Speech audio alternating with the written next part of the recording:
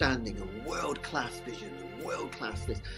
I'm a real leadership geek, honestly. I've spent my whole career reading books and chatting to people. I just find the whole thing and the announcement, the way it's been announced, bizarre. If you could move away from a model where teachers are so intensely focused.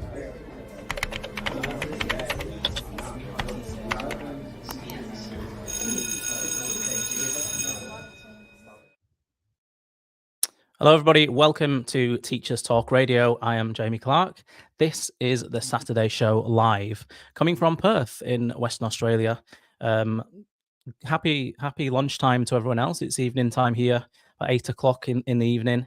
We've got a great show today. We've actually got another Aussie guest on, actually, called Peter Sherwin, who's joining us from Melbourne in Victoria. Peter is a maths teacher and he works at Geelong Grammar School. So he's got lots to share in terms of no pain, no gain and creating the desirably difficult classroom.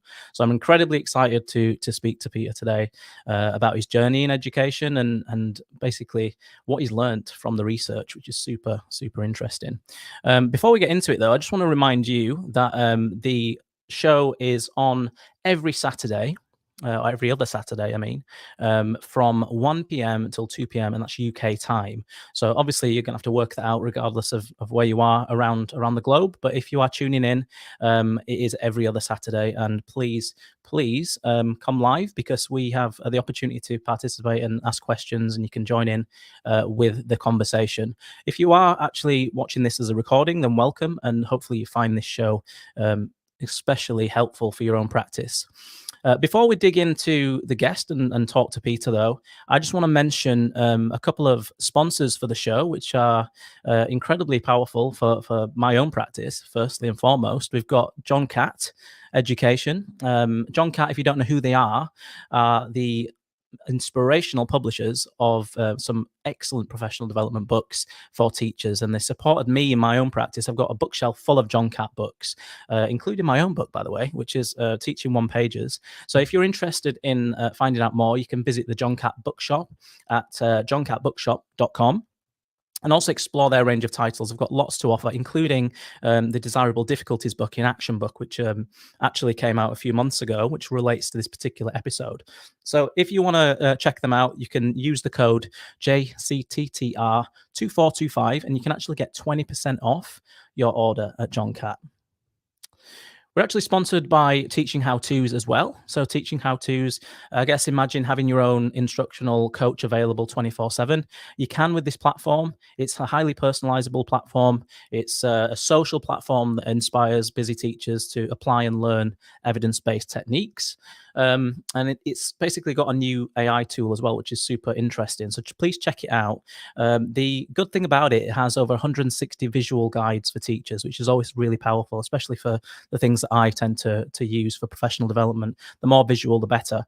So if you're interested in finding out more about Teaching How-Tos, then go to their website at teachinghowtos.com and register for their next webinar.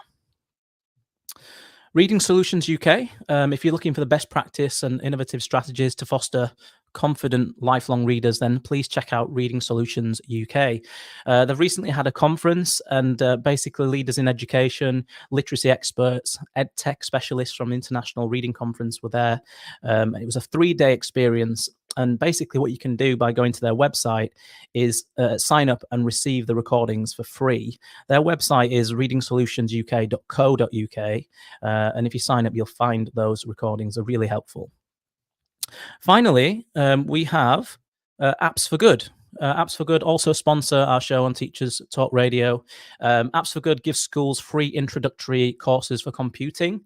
The computer courses are basically for everyone. They include elements from the UK curriculums as well, and they're fully resourced and mapped out. So students will develop essential and digital skills by working in teams to create a prototype app for good. If that sounds something interesting to you, check it out at www.appsforgood.org. Okay, that's our sponsors for the show. Without further ado, I'd just like to mention our guest today. His name is Peter Sherwin. He is from Melbourne, as I said before, and I was first introduced to Peter at Research Ed last year in Perth when we held it there. And I was fascinated by Peter's actual presentation, because he did present on Robert Bjork's Desirable Difficulties, and he spoke about his personal journey as well. And I think when anyone ever mentions their own experiences and personal reflections and how they've changed their practice, it really is powerful, and it's a great thing to listen to, and how it's grown and how it's taken hold of these evidence-based practices. So Peter spoke to me and to the group about designing a classroom that embraces challenge, that embraces discomfort and healthy struggle, and that's what Peter's going to talk to us today about. So I'd like to welcome Peter onto the show. Peter, how are you going? Jamie, yeah, well, thank you very much. You say it's sort of 8 o'clock your way. It's it's gone 10 p.m. over here. So end of a long Saturday, but really pumped for the discussion, and it's an honour to be on your show. So thank you. Oh, thank you. No, you're welcome. You're welcome to be on. And by the way, everyone, if you want to ask Peter a question today, then you can do. This is an interactive show, and we're going to pop up any questions you have for Peter along the way. So first and foremost, Peter, can you tell us a little bit about your background and what inspired you, I guess, to focus on the science of learning? Yeah, Jamie, my background is, as you mentioned, in teaching mathematics, and I've taught at 3 large schools in 2 states in Australia, but I also had a stint in the UK and taught over at Bedford School for 8 years or so. Part of that journey, being in the independent system, I've had an opportunity to run cricket programs and boarding programs, running a boarding house at Geelong and also back at Bedford. So I've benefited from the rich experience that teaching is in any school, and I suppose along that journey, maths teaching has been the constant in all that, and I've always loved teaching, but I haven't taught with evidence in the background for more than probably 9 or 10 years now. And so I really taught on sort of intuition and high engagement and all that sort of stuff. Relationships, forming relationships was, we were told, the most important thing to get sorted first up. And so that was how I taught. I enjoyed it. I was getting success. Students seemed to enjoy my classes, that sort of thing.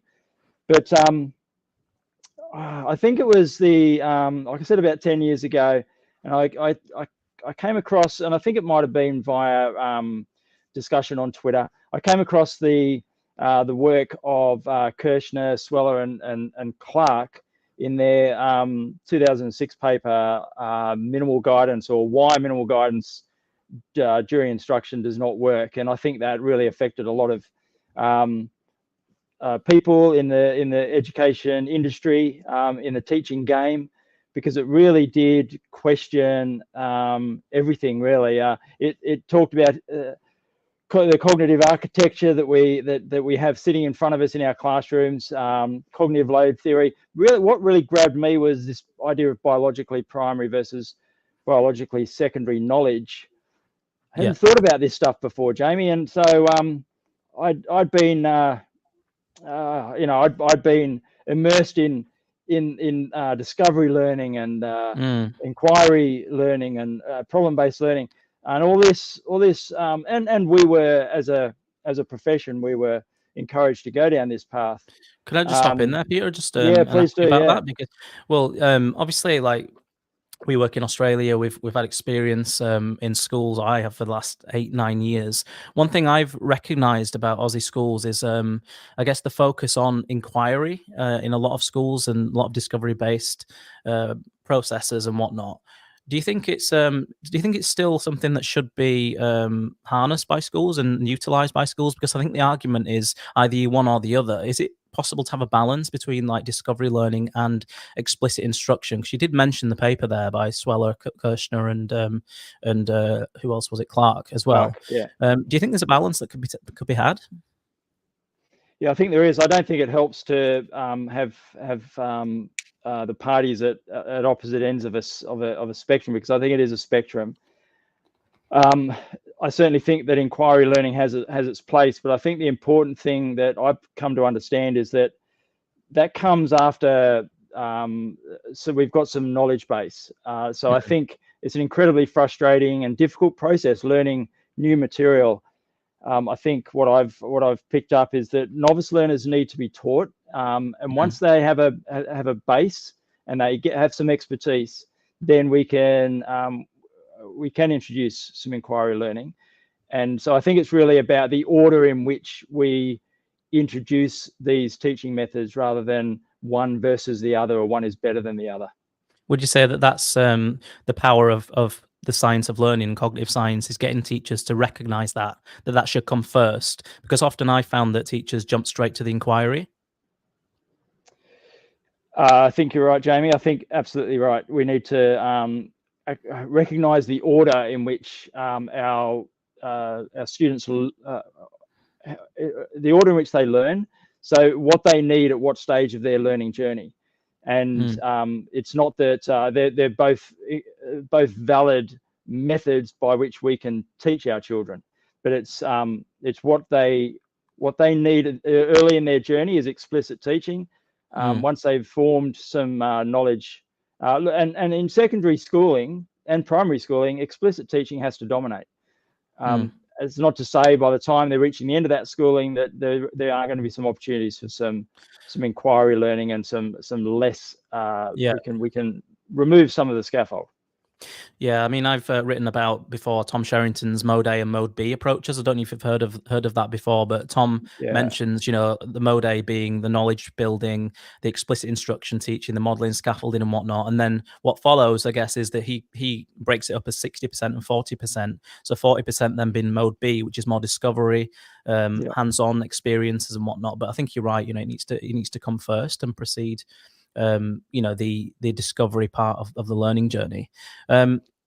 Okay, so you've mentioned a bit about explicit instruction. I actually shared something on that a few weeks ago, a one-pager on Kirshner's paper with Clark and Sweller, and it is quite a controversial one because some teachers dismiss it instantly, and the ones who are a little bit more well-versed in research perhaps are the ones who endorse it and promote it.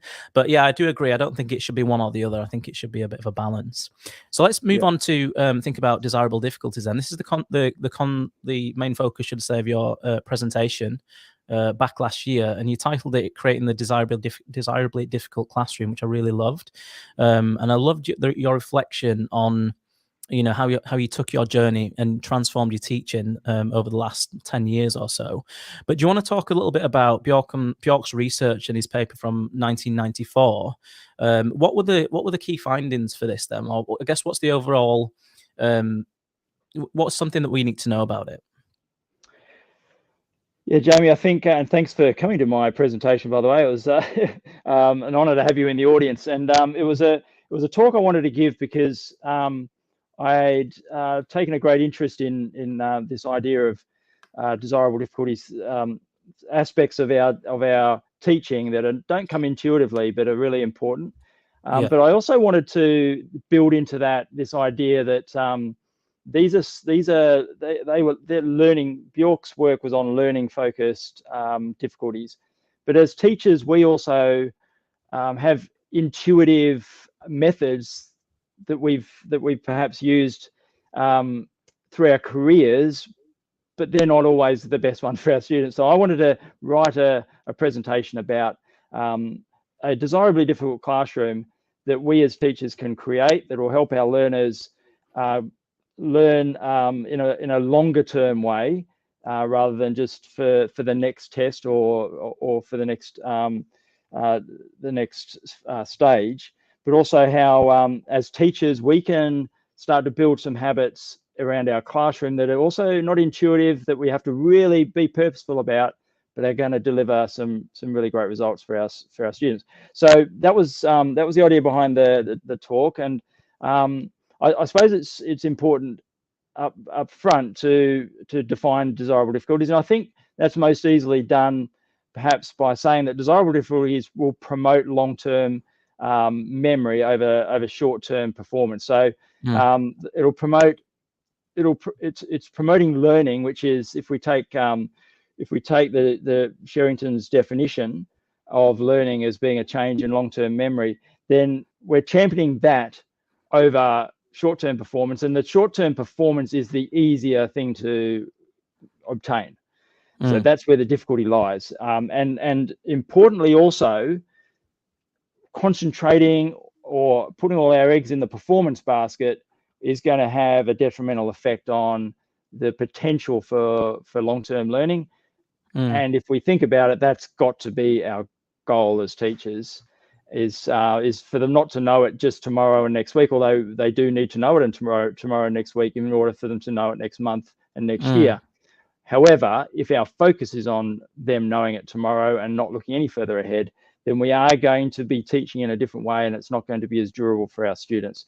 So that's a long-winded answer to your question about setting up desirable difficulties. That's learning over performance. I suppose that distinction is the most important thing to understand before you can get into the discussion about desirable difficulties.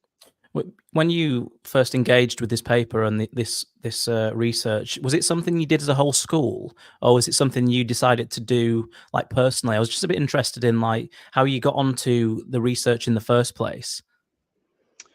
Yeah, that's a good question. I'm not I can't remember actually, Jamie, what took me to it. I think it was just as I said, about 9 or 10 years ago, I found this great community of educators on Twitter, and it will have been I'm sure a paper that would have been shared on that platform, and it just grabbed my imagination.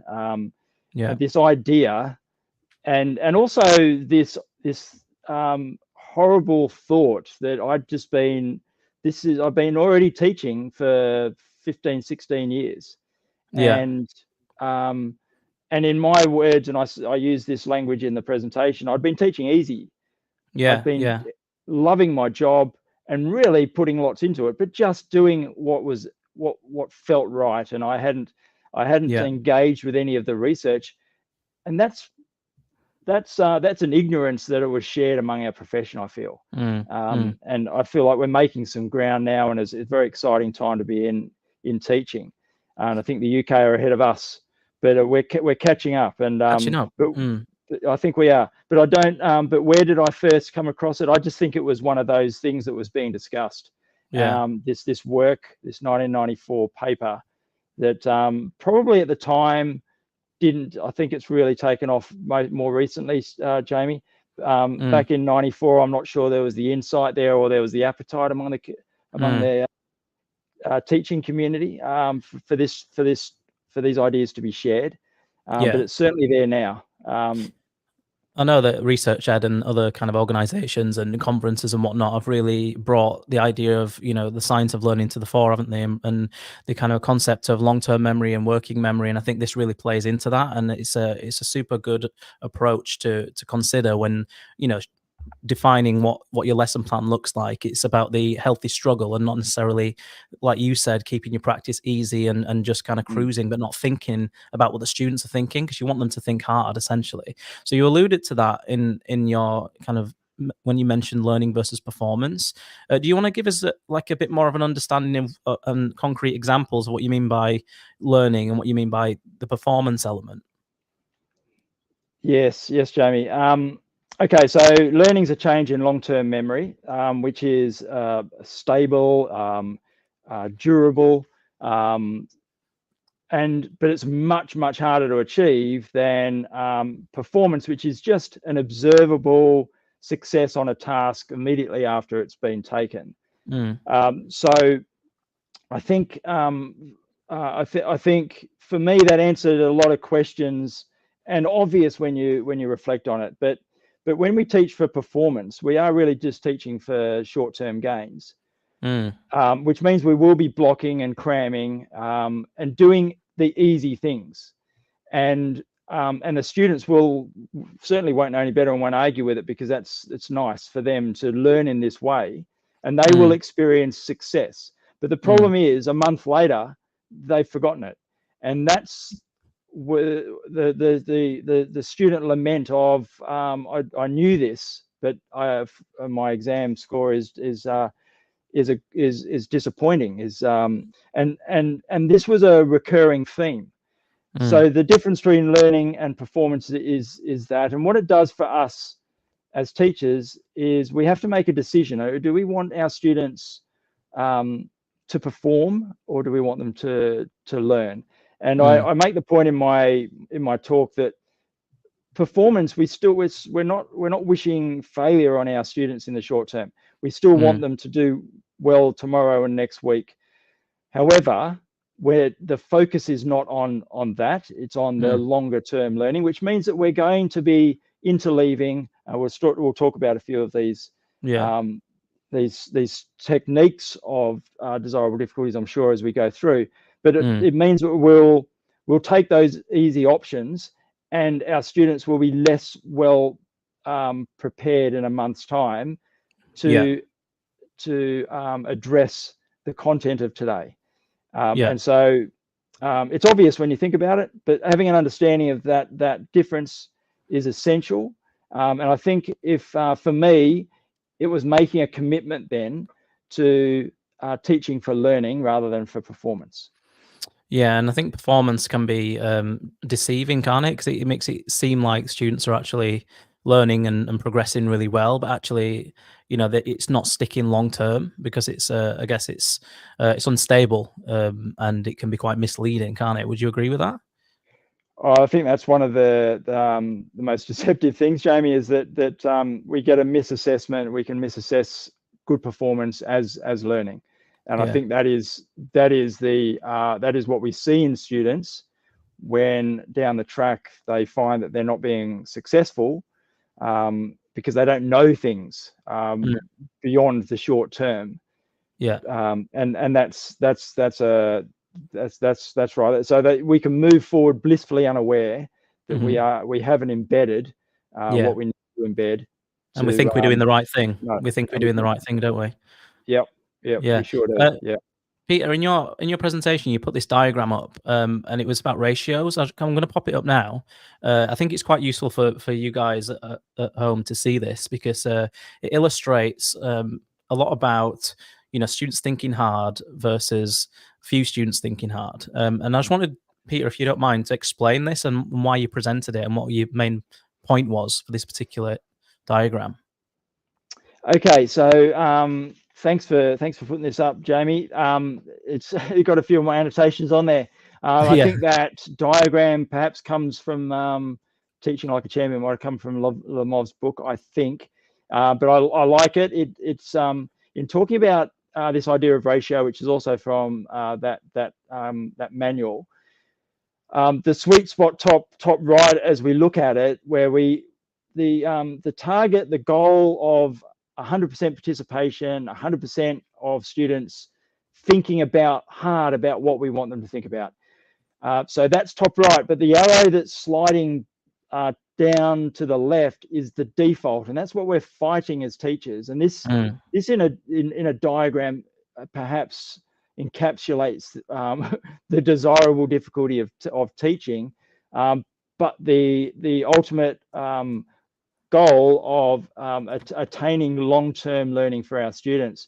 So getting into that top right means that we're having lots of students thinking, ideally, and I like to talk about having 100% of the class, because why would we aspire to anything less? And then having them also thinking hard, because we can get a lot of our students thinking about very easy things and they're not going to make terrific growth.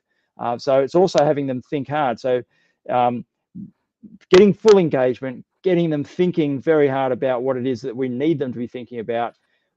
But gravity is against us, and the default is to fall because learning is difficult. What we're asking our students to do is difficult and painful and energy sapping, and so their default will be to switch off, to look out the window, to engage in conversation, to do all those things that are much more enjoyable and less stressful. So that's the idea behind that diagram, and that as I say, encapsulates our challenge as teachers. Yeah, I think we'll return back to that a bit later on when we talk about ratio again. But I just wanted to drop that in there because it was part of your presentation. I thought, oh, I'd love for you to explain that. But we'll move on to, like, I guess, the main desirable difficulties that you have introduced into your own practice. I think you picked out 3, didn't you? The 3 kind of main manipulations, they refer to them as, being, you know, like distributed practice, interleaving, retrieval practice, and whatnot. Should we start with the first one? Should we talk about distributed practice? And because you emphasize that the value of it over cramming is really important in terms of getting students to think hard, like we just saw on that diagram there, because it helps long-term retention. So do you want to explain how you incorporate distributed practice and how it's worked out in your own classroom? Yeah, Jamie, and there you're right. I did talk about 3, and they're probably the 3 that get focused on most. Bjork did the Bjorks came up with 5 of these manipulations, they call them, desirable difficulties. Distributed practice, that the idea of spacing out a unit of study, as opposed, it's often most easily understood by looking at the opposite, which is cramming in this case. So the most important thing about distributed practice or spacing is that it introduces some forgetting, some strategic forgetting, and that's the difficulty here, in that by introducing some forgetting, the effort required to recall that knowledge, that content, that's the difficulty, but that's also what enables our knowledge to get into our long-term memory. So that sounds counterintuitive, doesn't it? You know, when you say, when you want students to forget, what would you say to a teacher who said to you, like, "That's Peter, that sounds stupid. That's ridiculous. Why would we want our students to forget knowledge?" Yeah, and I think you're right. That's the great paradox, I suppose, of the learning process. But I think what I'd say is that if the alternative is that we learn in a block, and without any chance or without any opportunity of forgetting and retrieving, and then move on to another block. Without that opportunity to forget, retrieve, we're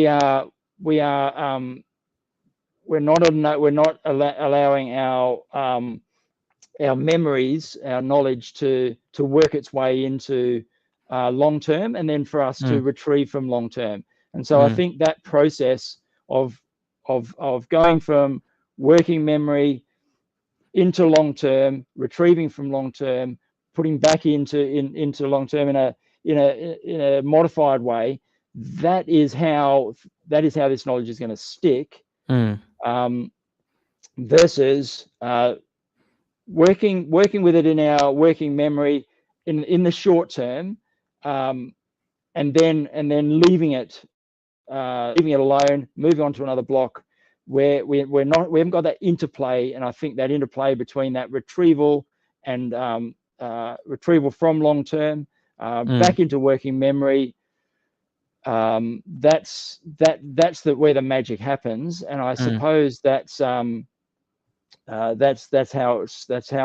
we need to share that understanding of distributed practice, Jamie.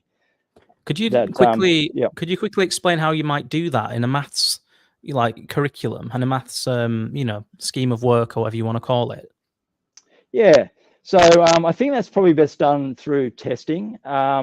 So every course that I teach would be a sort of term test, will be a cumulative test on the work that's been covered for the whole year.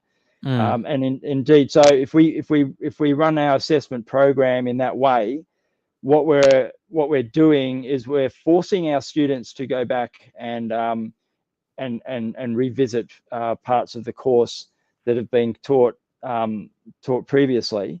So in a block of work, what we'll be doing is learning some material, then moving into some other area, and then we'll be coming back to that material to relearn it in order to revise for a test. And in that way, what we end up with is a cycle of learning throughout the course of the year, but really it's anchored in assessment. So assessment is so important in this way. If we treat assessment in that blocked way, then the students are not going to get that opportunity to go and revisit that work. And so the assessment is critical to that idea of distributing our practice over the course of a term or a semester or a whole year. Would you say that's a challenging thing to implement? Would you say it's been a challenge for your teachers at your school? I think the challenging thing is to implement it, and it's breaking habits, I suppose, and it's difficult to sell it to students, although I find with all of these things we're talking about, Jamie, that students will jump on board with it when they have it explained to them. But I think implementation is difficult because, again, it's something it's a difficulty. So of course a student, or of course a class of students are going to prefer to have a test on the last 3 weeks of work rather than on the last 8 weeks of work. That's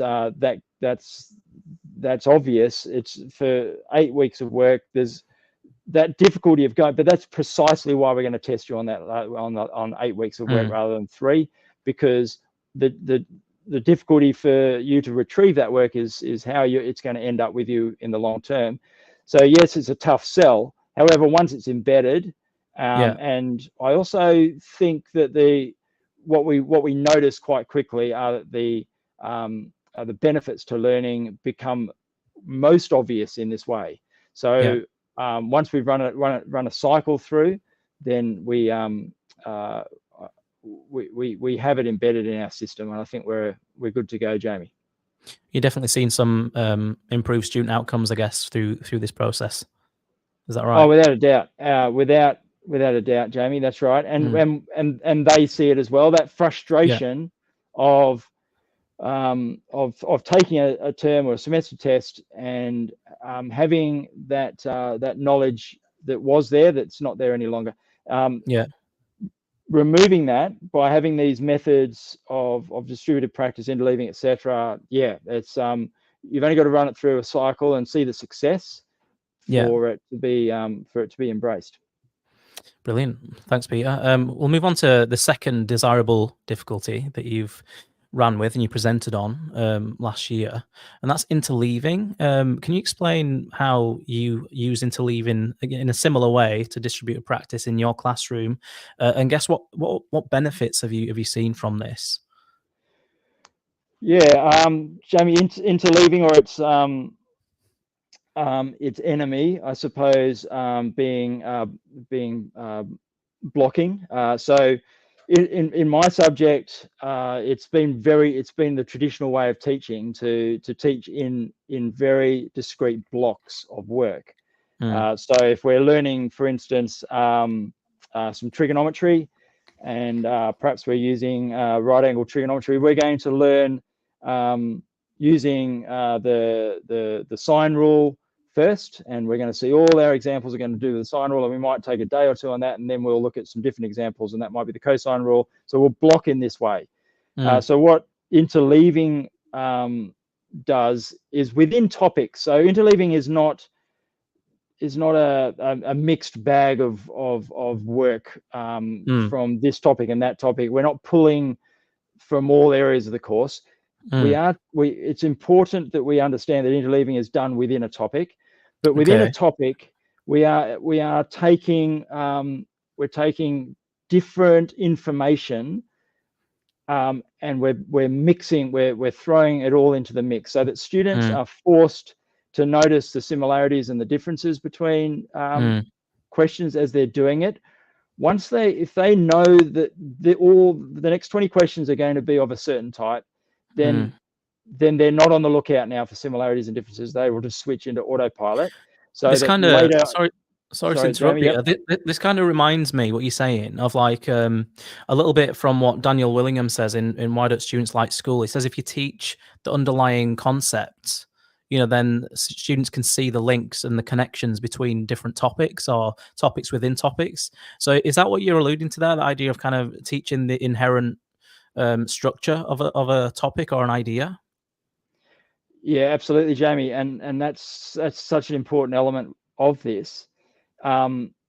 Is that appreciation of those similarities and differences, I think, adds to their enjoyment or appreciation of the topic itself. I think when they see it in discrete clumps, it's harder to connect, and they find it more difficult perhaps to connect themselves to appreciate the work that they're doing.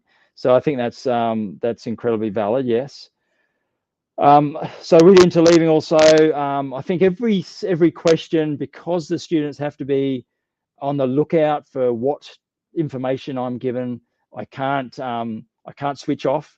It means that their memory is they're being reloaded constantly, and so they're by forcing them to think through the methods for each question, they're having to rehearse those steps, and that means that that learning takes place more quickly, and clearly down when it comes time for an assessment, they are going to need to distinguish between the different types of questions.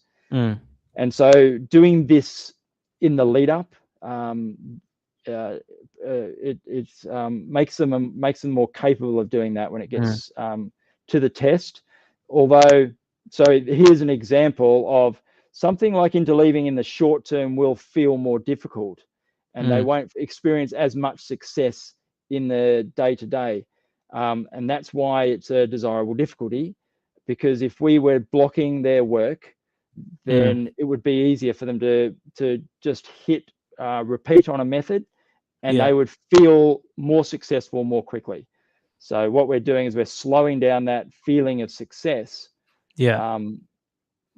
But in that process, they are learning, and they're being forced to think more carefully about each question. And I think, as you say, they're going to appreciate the unit of work more, because they'll see some of the underlying structures because they're on the lookout for them. Absolutely, yeah. Thanks, Peter. If you guys at home are wanting to ask any questions, please feel free to type it in, and we'll respond to any questions you have live. Obviously, if you're not watching this live, then you can't. But we are going to move on to desirable difficulty number 3, which I'm sure everyone has heard about.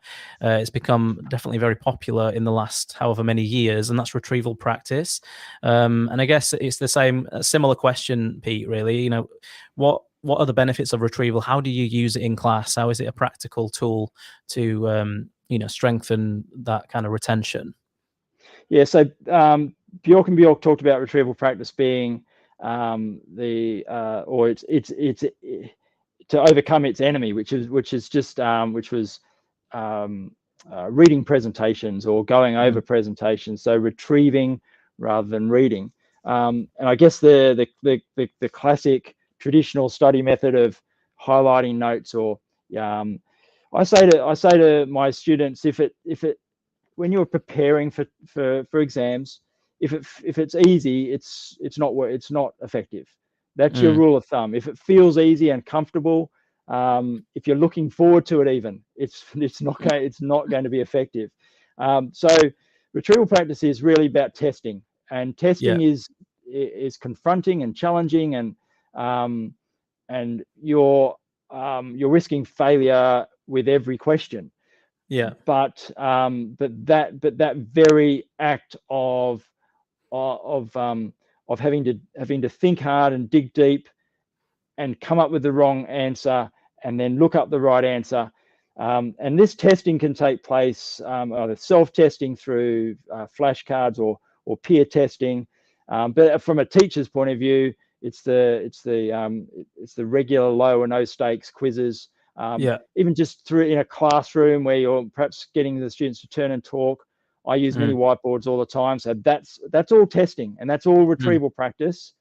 And if you can build in some of that spacing into that retrieval practice, so you can throw in some of those questions that work covered a few weeks ago or a month ago. The idea is that we're concentrating on the output of the student rather than what they're taking in. And so that's a real, I guess, a summary of what these desirable difficulties are about. It's about a real focus, a desire to get the students giving output, practicing their verbal responses to questions, written responses to questions, and doing it in that way rather than the comfortable methods of reading, having this perception of competence, or this illusion of competence by doing something easy. Where this is what the desirable difficulty of retrieval practice is really attacking. And it's not about having a mandated quiz at the beginning of every lesson. It's kind of a strategic process, where you'd provide the right quiz or the right activity at the right time.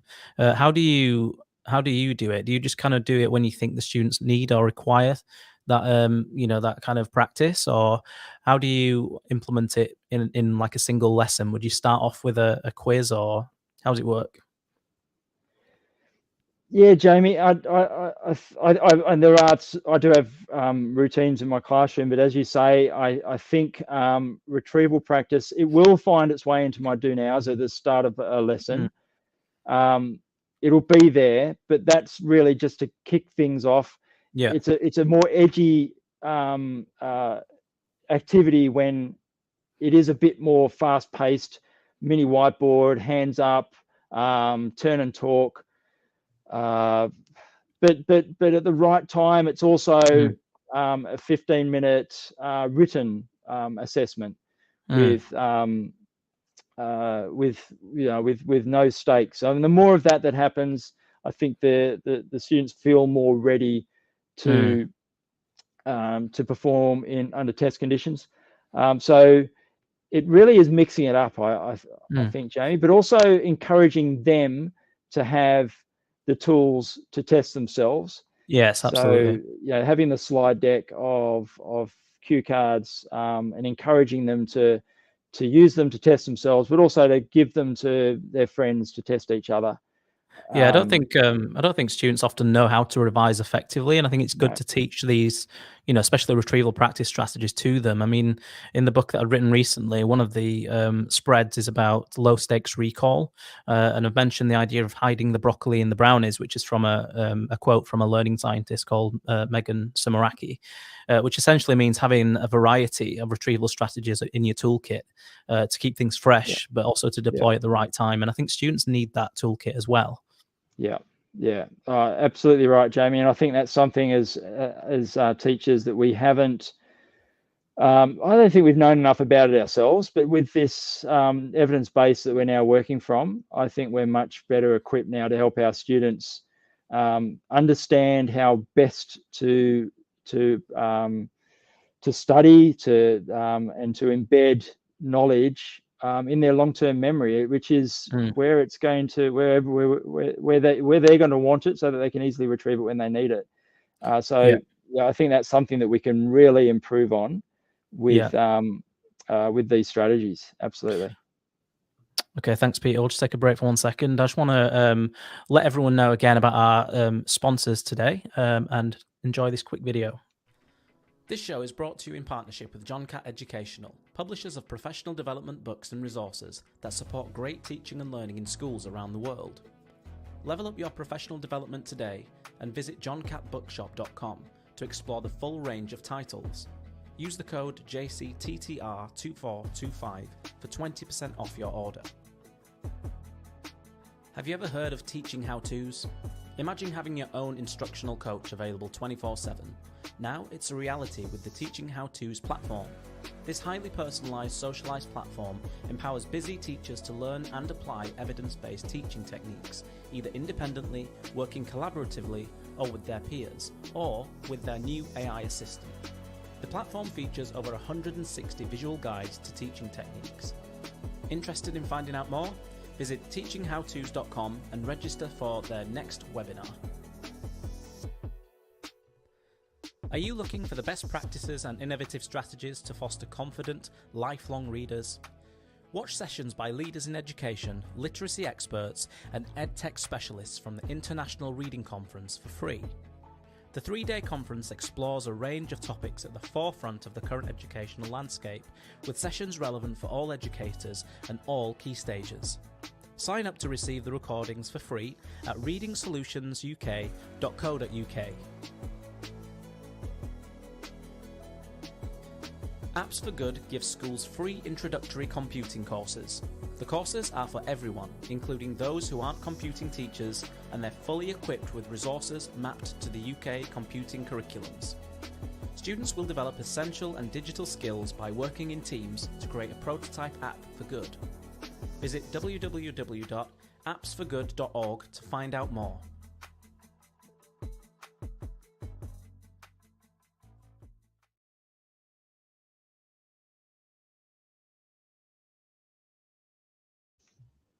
Hello, we're back.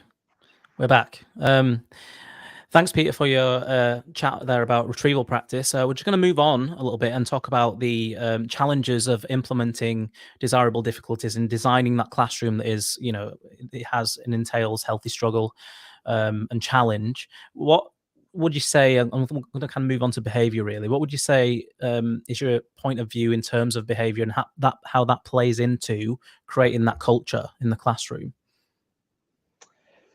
Jamie, I think the problem with behaviour is I think we've assumed too much when it comes to behaviour standards, what we expect students or how they'll behave. And I think that's a mistake we've made as a profession.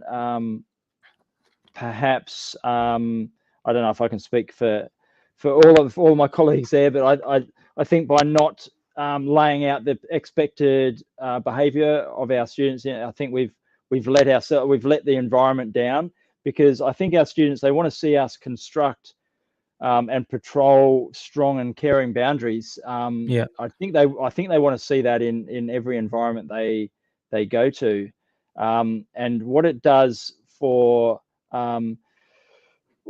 us creating an environment where they can learn is it gives us a basis of order, upon a foundation of order upon which we can provide learning experiences for our students. So it's fair to say that without good behaviour, we can't achieve much at all, can we, Jamie? So absolutely, that's absolutely key. It's the foundation, isn't it? I mean, I guess that culture you're talking about and embedding space practice, embedding interleaving and retrieval, it's just not going to work, is it, unless you've got those foundations in place. And you mentioned a little bit in your presentation about slant as well. And slant's quite a controversial one. I don't know if to bring this up or not, but the technique slant is something that, do you use this technique in your classroom? And do you want to speak to that a little bit? Yeah, I do it. And the kids, again, they like it. They like having they just want to know where they stand. And what I like about slant is it really the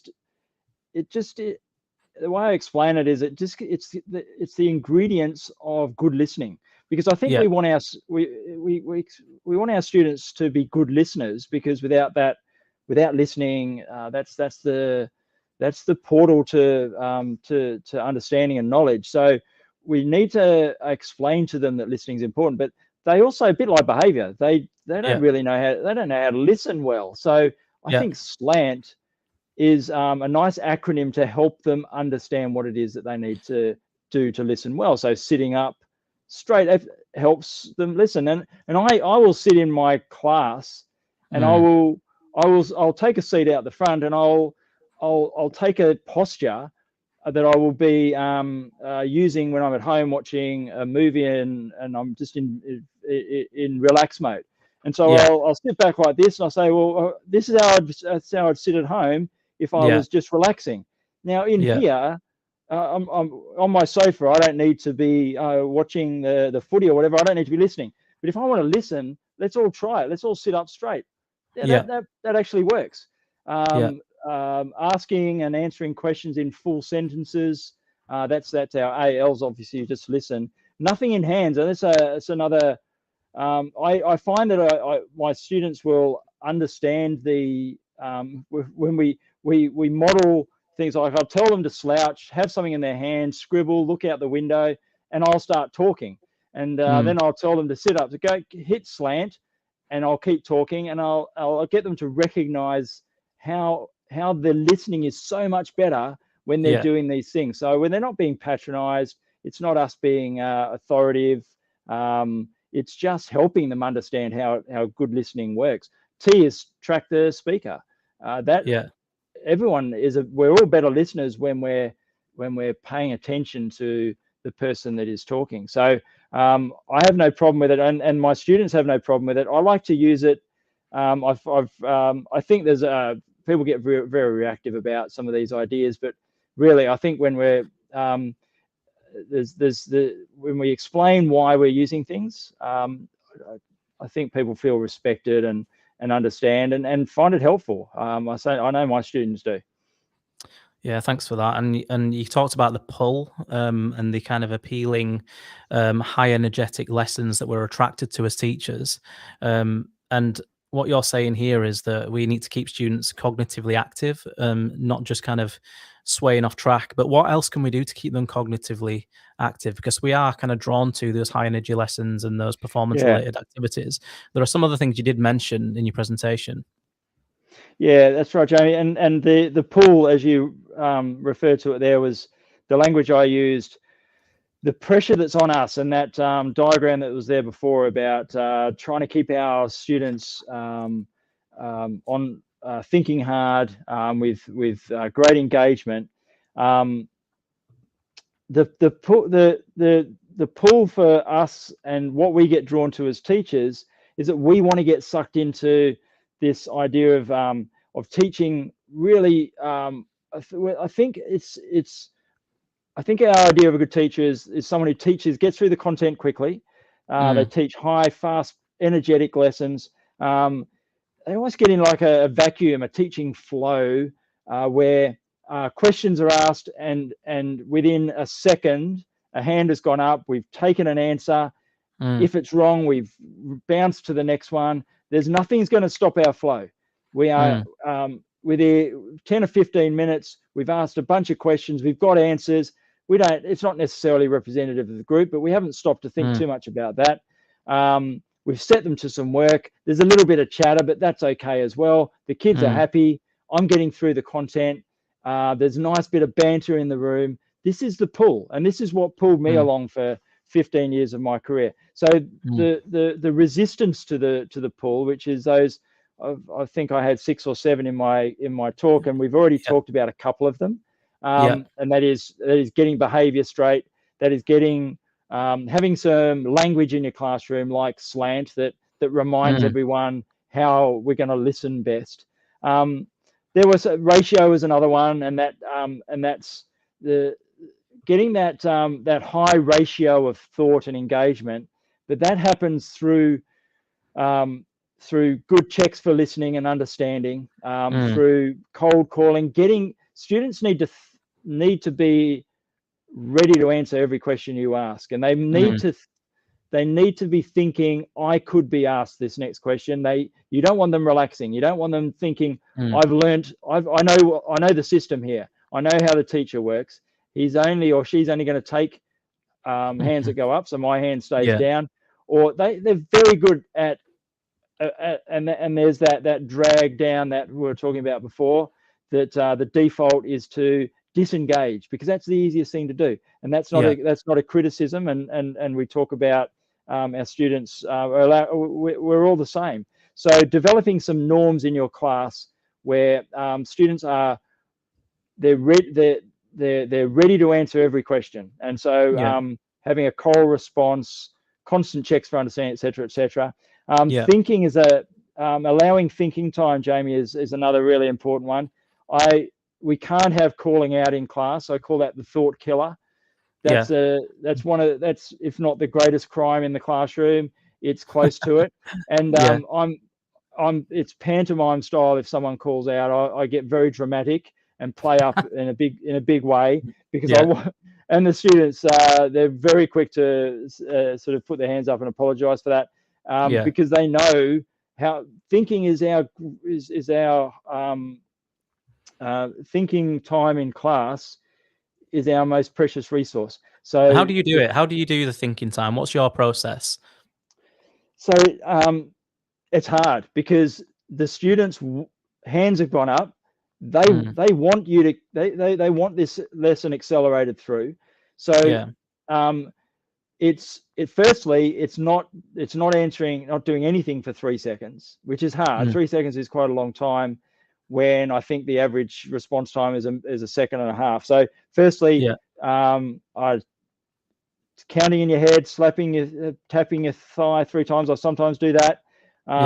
Insisting on no calling out. But even then, after 3 seconds, it's and I've got in my class, it's all hands up. That's the default. If I've only got a third of hands up, I'll be scanning in quite a demonstrative way, saying, "Where I should have some more hands here.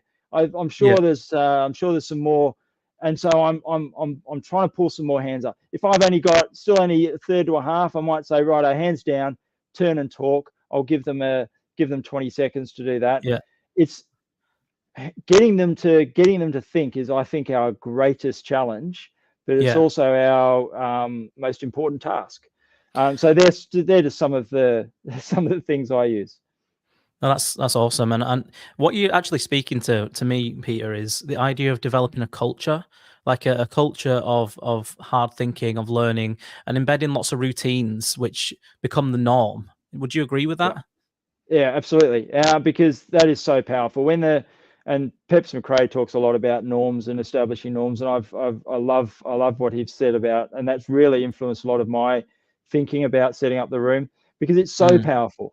Things like calling out in another room, it might be okay to do that, but they know in my classroom that they're ready to be condemned for calling out. So things like that. Kids buying into these norms and routines, because they can see the value in them. They feel respected. You want me to think.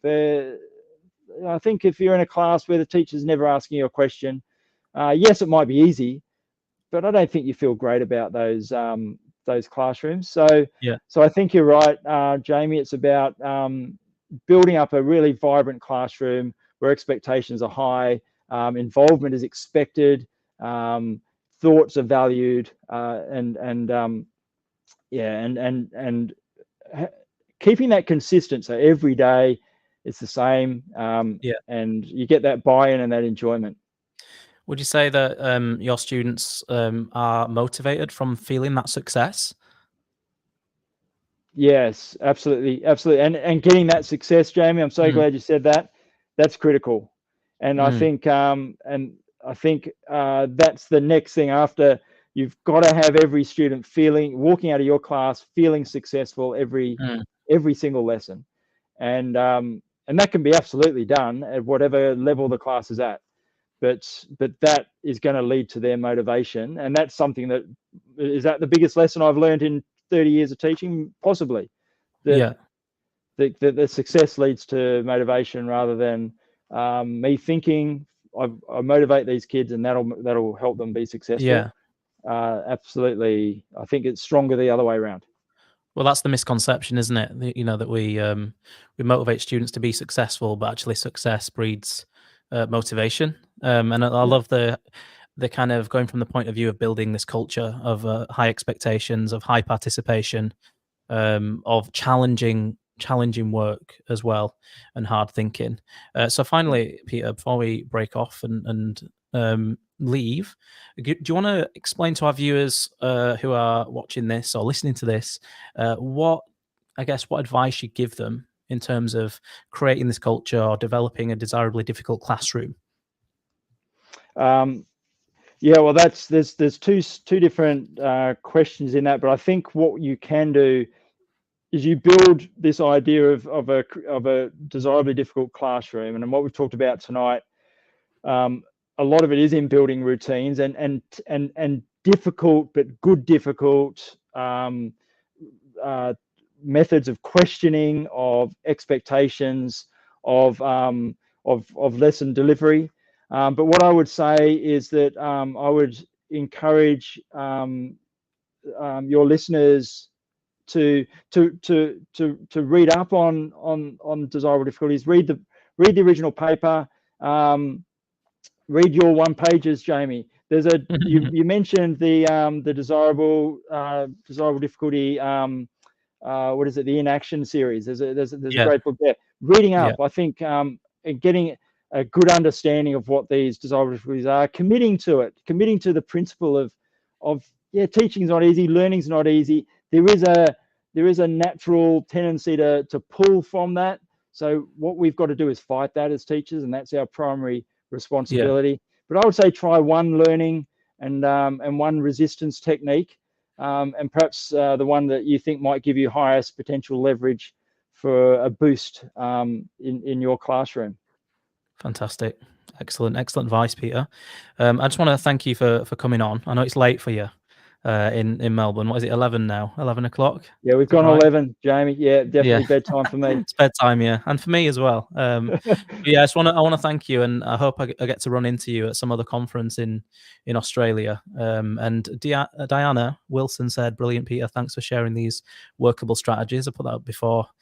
So this is definitely well received. We've currently got 600 viewers watching live now, so thank you for tuning in. Brilliant. And you know, I'm sure that your ideas, your perspectives have resonated really well, you know, with all educators.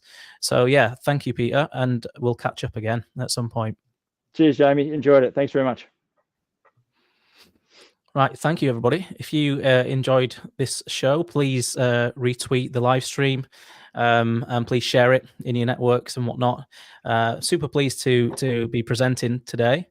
I just want to remind you that we have the show coming up in 2 weeks again. The Saturday show is live at 1 p.m. to 2 p.m. In 2 weeks' time. So I'll announce the guest for next time. Hopefully you will tune in and share this show far and wide. But thanks again, and I'll see you soon.